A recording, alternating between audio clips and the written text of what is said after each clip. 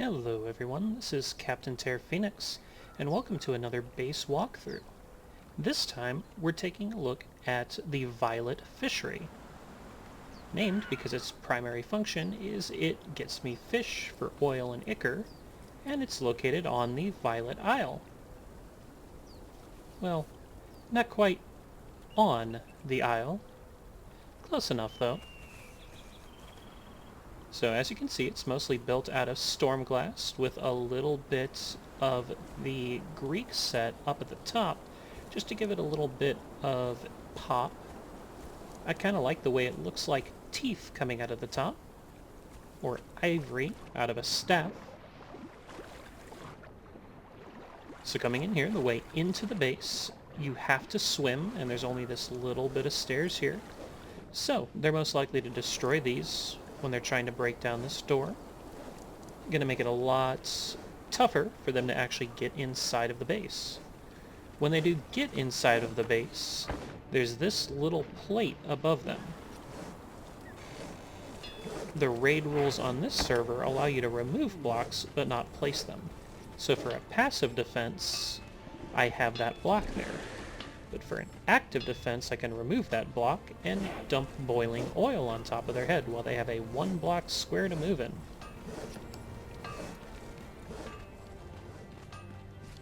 One of my plans is if anyone ever does try to raid the base, I will open the front door, leave the airlock door closed, close the front door on them, and drop oil on their head, and watch them scream for trying to invade my base.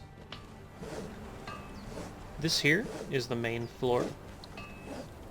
An attacker, I'm going to remove these signs. Those are just there to let my clanmates know where everything is. But once in here, they're going to be faced with 5 different doors. They're not going to know which one goes where. And a little murder box up above them. So first they have to fight through the outer door. Then they have to fight through the inner door, where I can drop boiling oil on top of them. Then they're in here trying to pick which door to get up to the next floor, while being rained arrows on from above and being attacked by a rhino along with my other thralls. Then moving on to the next floor, and there are elevators in pretty much every one of these doors. We move on to the second floor, which is the smithy. Maybe. These can get finicky from time to time.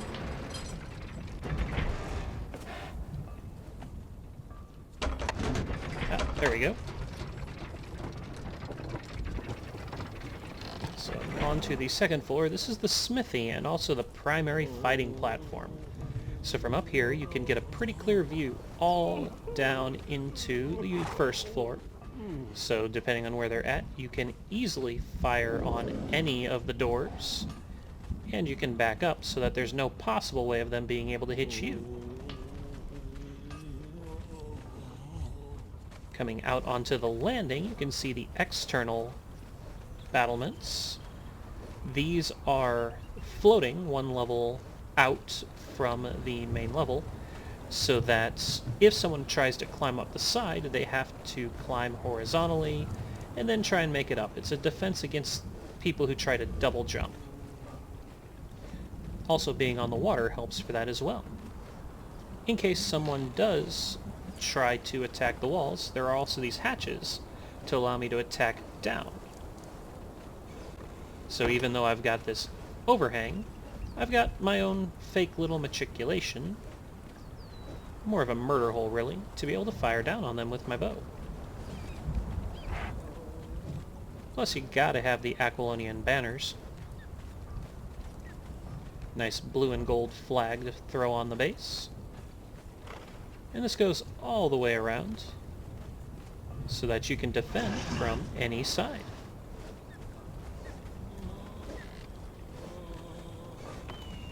Next, we go up to the next floor. Now this one is designed that everything is modular. To get to the next floor, you have to go back down to the first floor. Everything comes from here. The next section is for our Wheel of Pain. Let's make sure that's actually coming down.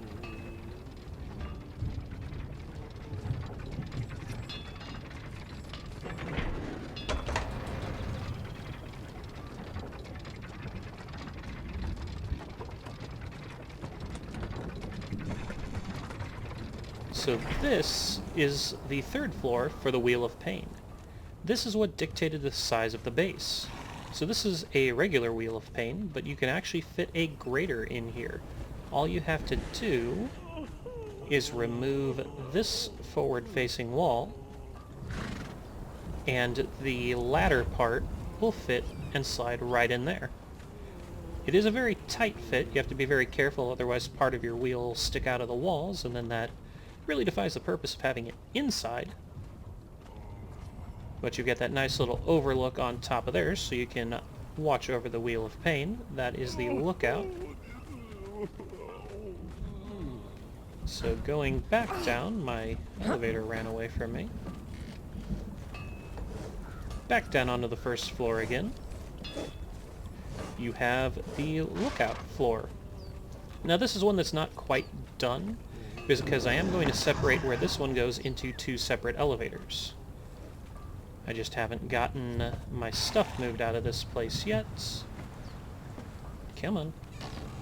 Haven't gotten my stuff moved out of this place yet to make that viable. Because right now, my stuff is sitting in one of the elevator shafts. You know, the most secure place it could possibly be.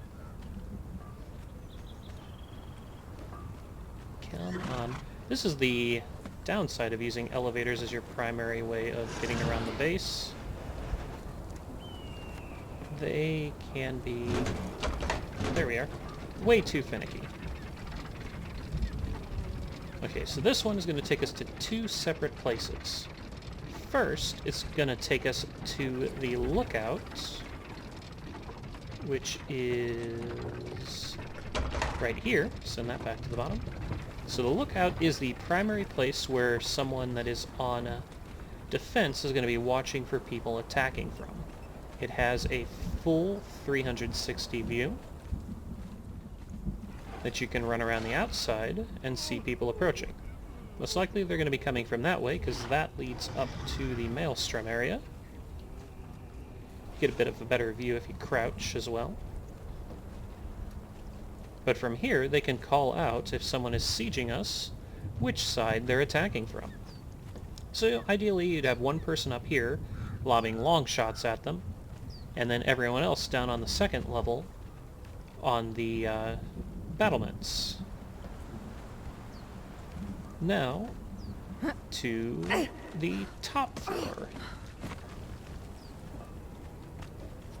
That again is why I'm going to put another elevator. Right now we don't use the lookout too much because this is, at the end of the day, just an outpost. So we can do most of our spotting either from this top floor or from the battlements. But this is the top floor. This was something one of my clanmates was saying, hey, these Stormglass pieces make it look kind of like Isengard, so I decided I wanted an Isengard-like top piece. Originally, I just had these little claws on the outside. But then I thought, you know, this needs a little bit of contrast, I guess. And I'm going, well, if it's claws, let's give it a nail or a tusk or a claw. So I gave an ivory look to those little spires on the side. And from here you actually get a really good view of the surrounding area. Again, it is best in either first person or when crouching.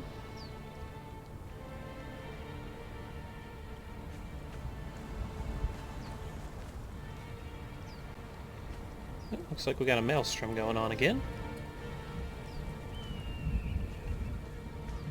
And up here with this design, if I wanted to, I could build a central spire going up even further.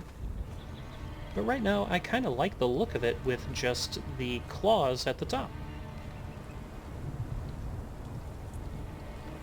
finally, there is... Oh, and you can get to the last one. It is accessible, just takes a little bit of climbing.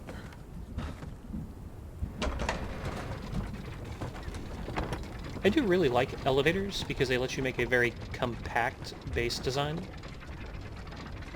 This would have been very difficult to do in the space allotment for a outpost, which is said it can be no bigger footprint than a greater wheel of pain.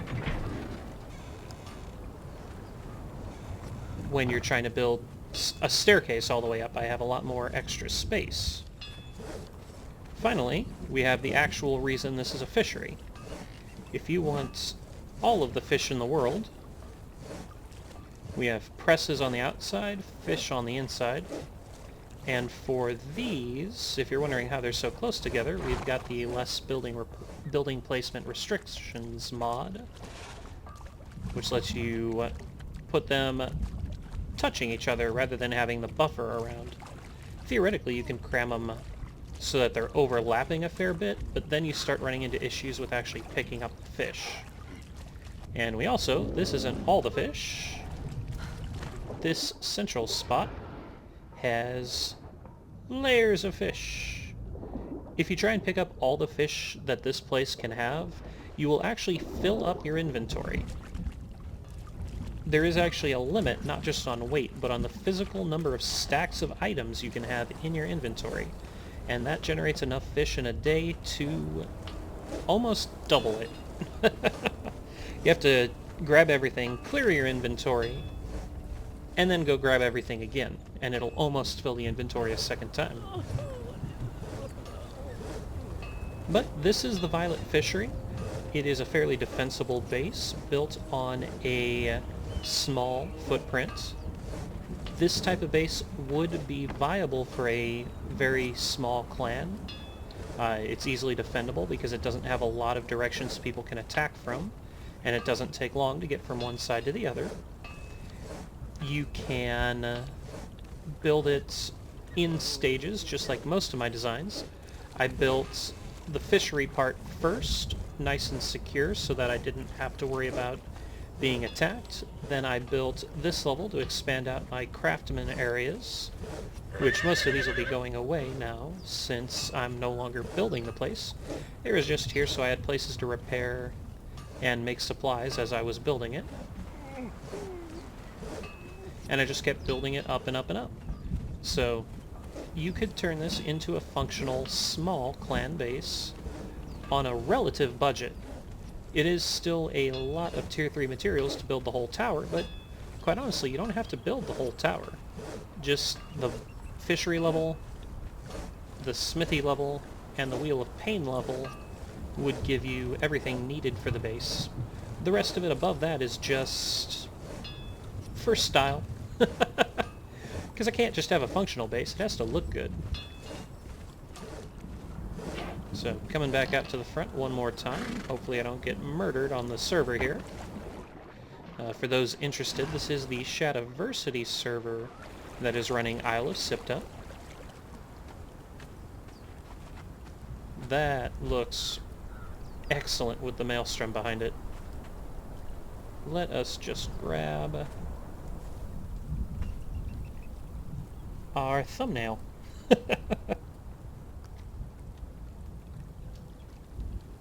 Yeah, this has been Captain Terra Phoenix. I hope you have enjoyed the tour of the Violet Fishery. I'm probably going to be releasing some more videos with how I built the thing. I did try and make it so that even though it is largely just a tube, it's got a lot of definition to it. It's got indentations to give it a different feel. It's not just a tube going up into the sky. Each layer has something slightly different. So the bottom layer has the parapet, you have the middle layer has that little indentation on it with the ceiling tiles, and then the top layer has the claws. So it gives you something different to look at all the way up.